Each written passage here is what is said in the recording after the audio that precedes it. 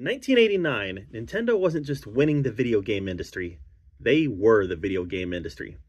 The Nintendo Entertainment System was dominating living rooms. Kids everywhere were stomping Goombas, and the release of Super Mario Bros. 3 had pushed Mario Mania to an all-time high. So naturally, Nintendo did what any company would do at the peak of their popularity. They gave Mario his own TV show.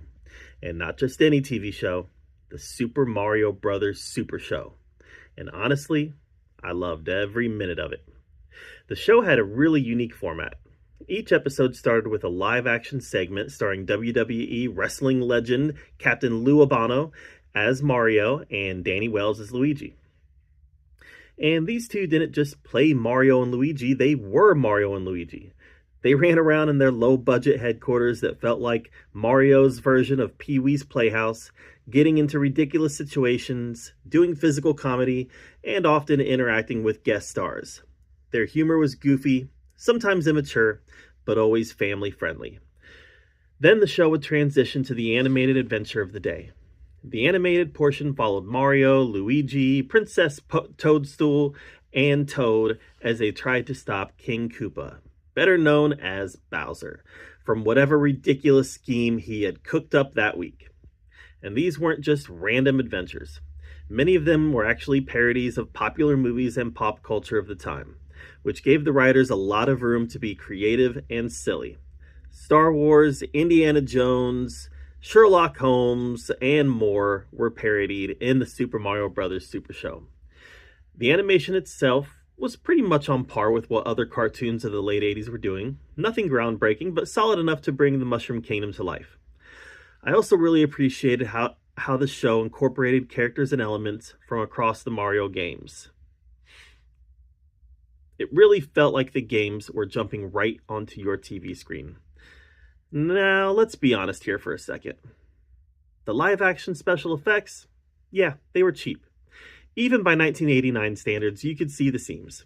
Props looked fake, effects were simple, sometimes the editing was a little rough, but you know what? That was part of the charm. There was something about how low budget it was that actually made it feel more personal. Like a local kids show that just happened to star Mario and Luigi. Lou Albano and Danny Wells really defined Mario and Luigi for me growing up. In fact, I'd argue that they embodied the characters even more than Bob Hoskins and John Leguizamo would a few years later in the live-action movie. They brought a really physical comedy to the role. They were loud, they were expressive, they argued like brothers, and most importantly, they felt real. Or at least as real as Mario and Luigi could feel in 1989. Their version of Mario and Luigi felt like working-class guys just trying to make a living, which honestly fits the idea of plumber heroes perfectly. And one thing that I especially loved, their accents. Today, most people expect Mario and Luigi to sound very Italian, but these guys are from Brooklyn. Of course they'd sound like they're from New York. That choice just worked for me, and it made them feel more grounded and believable.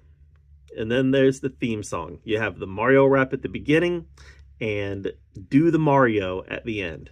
To this day, I have them both memorized. When that intro started after school back in 1989, I knew I was about to have a fun 30 minutes. It was energetic, it was silly, and it perfectly captured the weird, fun personality of the show. Honestly, they don't make intros like that anymore. And sometimes I still catch myself humming Do the Mario.